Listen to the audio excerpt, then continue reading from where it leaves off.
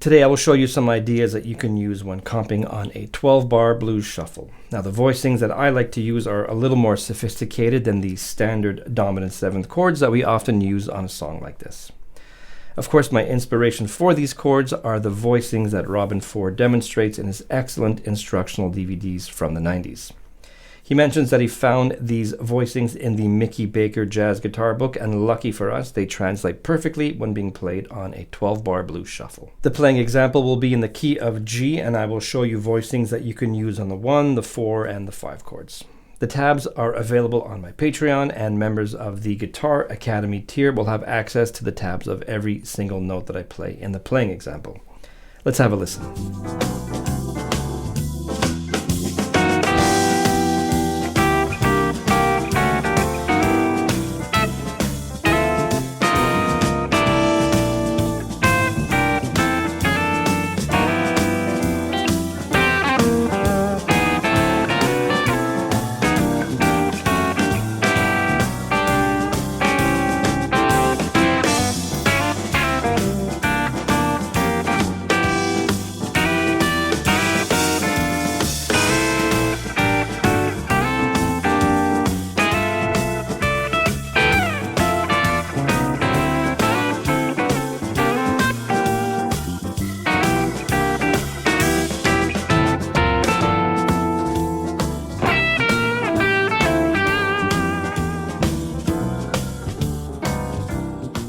So the idea here is to replace standard dominant 7 chords like this, or this, with some options that have more color, things like 9s and 13s. So for example, this is a G13 chord. And I will choose to play it like this.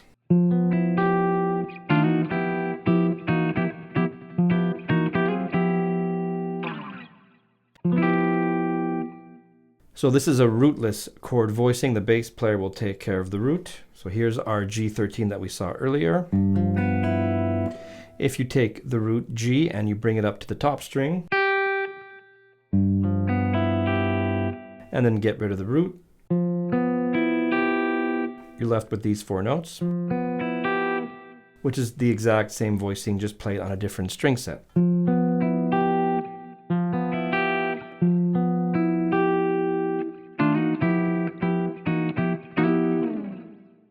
You can also add the 9.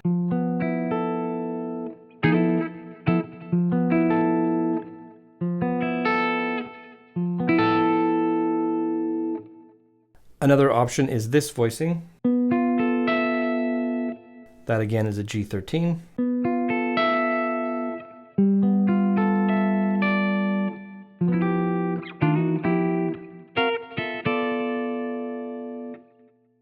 So all these can be used for G7.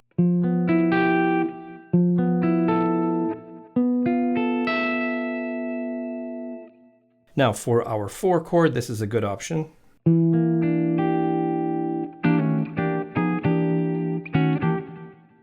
Again, no root. The 3rd is in the bass. And that's a C9 voicing.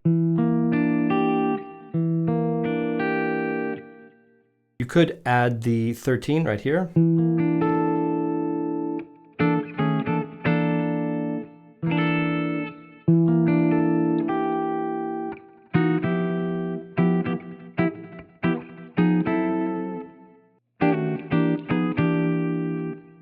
You can also play the C13 like this.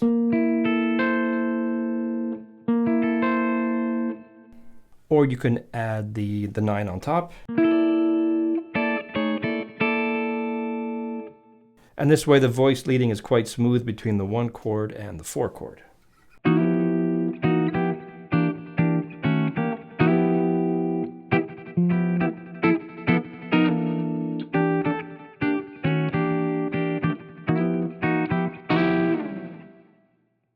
Now, for the 5 chord, simply play everything you played on the 4 chord and just shift it up by 2 frets.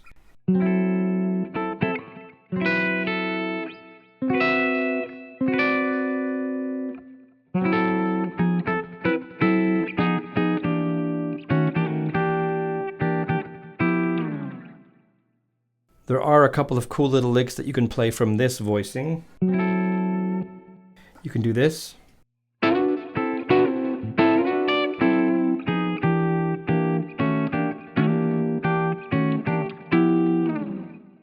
Another chord lick that you can play over the G7 is this.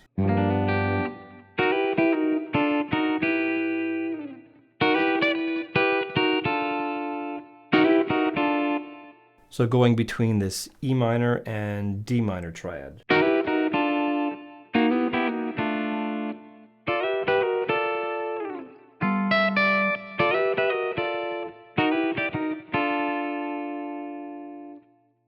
Another chord idea that you can play is this. Here it is over C7.